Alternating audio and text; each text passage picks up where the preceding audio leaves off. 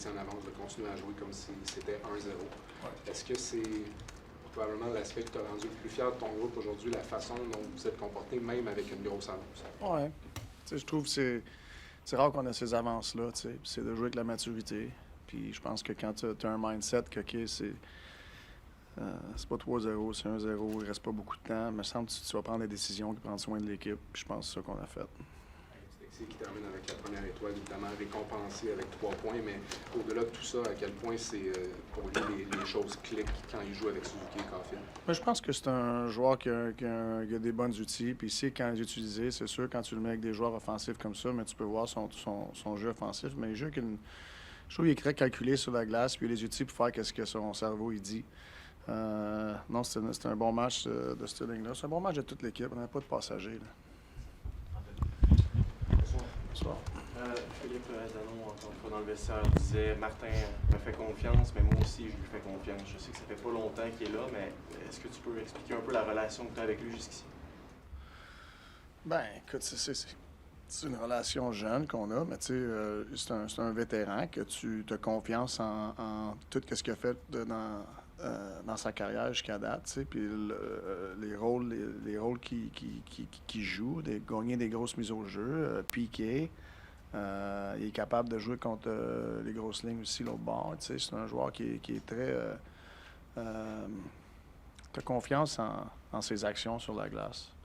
Tu sais, fait qu'on continue à bâtir la relation, mais je pense qu'il a raison. Tu sais, j'ai confiance en lui, puis je pense qu'il a confiance comment qu'on veut jouer en équipe. Tu sais, comme entraîneur, je vais toujours convaincre tes joueurs pourquoi qu'on va faire les choses d'une certaine manière.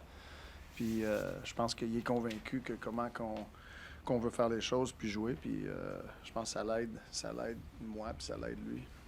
Un des sujets de discussion dans le vestiaire, c'était la fameuse pause publicitaire où Centre Bell était très bruyant. Je suis curieux de t'entendre là-dessus. Comment tu l'as vécu? Ouais, c'est dur de ne pas prendre ce moment-là quand ça arrive. Tu sais. C'est spécial.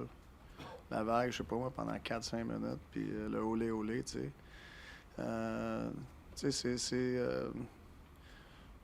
sais, je pense que on a donné un bon match à la foule du Canadien, que ça faisait longtemps qu'ils avaient joué ici à la maison. Je pense qu'on le sait à la maison, il faut continuer à remonter notre rendement. On a une bonne fiche sur la route, puis on veut être le plus fort à la maison, c'est quelque chose qu'on parle. Je pense qu'on les a donné on leur a redonné ça à soir. Je pense qu'ils nous ont récompensé pour ça avec le support, le soutien, puis c'est tout le temps le fun d'aller mériter ça. Alexandre Gascon. Je n'avais pas la même. Oh, pardon. C'est bon, lié. On parle évidemment de Texier, Dano, c'était 2 joueurs très visibles ce soir, mais c'est aussi 2 joueurs qui sont ici depuis peu de temps et qui se sont intégrés rapidement. Qu'est-ce que ça dit sur justement où en est ton équipe d'avoir des absents, de rentrer 2 comme ça, 2 vétérans, puis que rapidement trouvent leur place, même si Texier bougé dans le line-up, mais réussi à trouver différents rôles. Je pense on a beaucoup de joueurs que ça fait longtemps qu'ils sont ici, puis ont vu notre progression, côté game collective, qui sont capables de... Je pense que c'est clair comment on veut faire les choses, puis ils sont capables de les aider, d'enseigner, d'en parler et tout, tu sais. Fait que on a beaucoup d'extensions d'entraîneurs là-dessus pour aider les gars qui rentrent dans l'alignement, puis les aider, que ça soit sur les responsabilités sur le face-off, qu'on gagne, qu'on perde, tu sais. Fait qu'ils sont pas dans le noir, tu sais, là. Ils arrivent là, puis ils se font diriger. C'est sûr, les autres entraîneurs, on fait notre job, mais je pense qu'il y a l'extension des joueurs et tout qui aide beaucoup à faciliter ça. C'est quand on intègre des nouveaux joueurs. Comme François. Salut Martin, question plus technique. On a vu par la rapidité de la contestation que c'était très clair qu'il y avait hors-jeu. Toi, personnellement, quand tu prends la décision, est-ce que tu l'as vu que c'était clair de même? Est-ce que c'est confiance aveugle en les gars en haut? Comment ça se passe? Je le vois tout le temps, mais je veux qu'ils me le confirment parce qu'ils ont beaucoup plus d'angles que moi. Tu sais, moi, j'ai juste un angle. Fait que, mais sur l'angle que j'avais, moi, j'étais confiant, mais j'aime ça quand ils regardent tous les angles et ils me le confirment. Cette situation-là, 4-1, faut que tu sois près de la fin du match, ton faut que tu sois à 100%. Oui, on l'était. Eric Engels? What enables you guys to play at your highest speed? I mean, our predictability, the balance we have on the ice. You know, we're very organized, and it's hard for one guy on the other team to check two if you have the spacing in between players. The angle of attack that we're taking.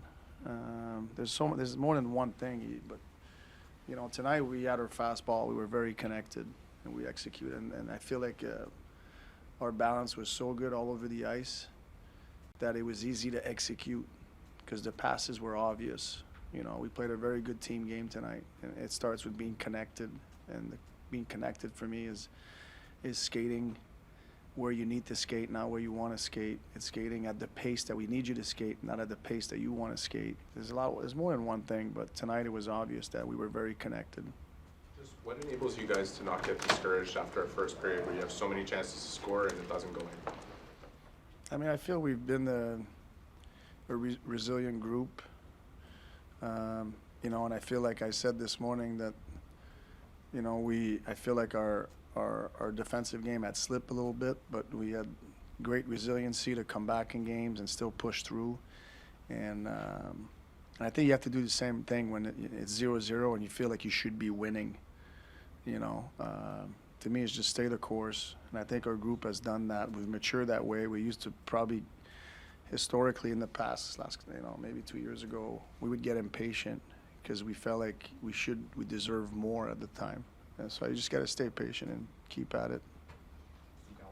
Marty, sort of a two-part question about Philip Danault. What do you appreciate most about him as a player, and also, you know, with the young family and him being from here? You know, you were from here. You had a young family when you played. What it must be like for him to be able to come back here at this stage in his life and play here in Montreal. What I appreciate the most, I mean, tonight I think he was 13-2 in draws. So it's hard to not put that at the top, you know. But he plays you know, I feel like he plays the game, and I appreciate he plays the game that's in front of him. So there's not much risk in his game.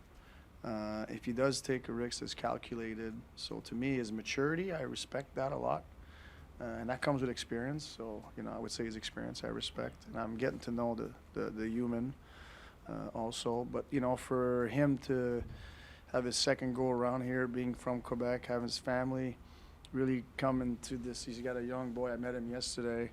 You know, he's a hockey player, I believe, too. And for him to be sharing his NHL life in Montreal with his family, a guy from here, it's got to be very special.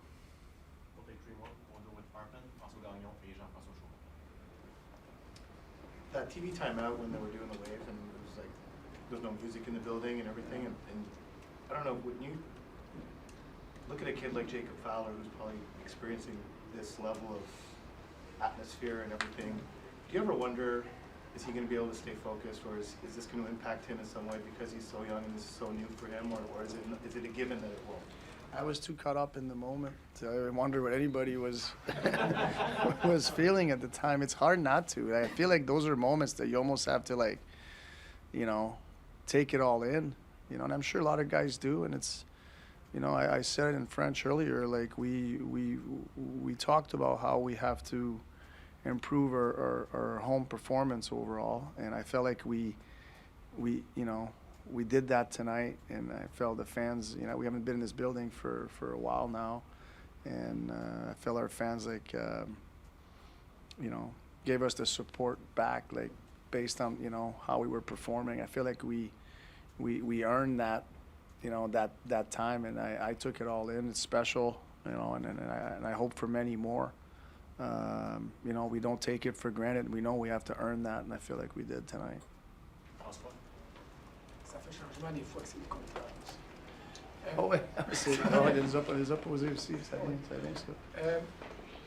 Je sais pas si tu vas être d'accord avec moi, mais à mes yeux, Jacky a joué ce soir un de ses matchs les plus complets dans différentes facettes du jeu.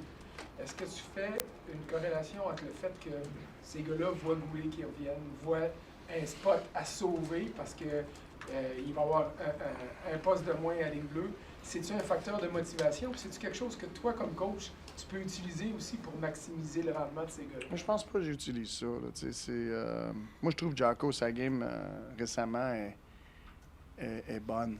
Mais à soir, je trouve que c'était encore plus bonne. que les dernières. Même Stroop et Jocko, ils ont joué un bon match ensemble.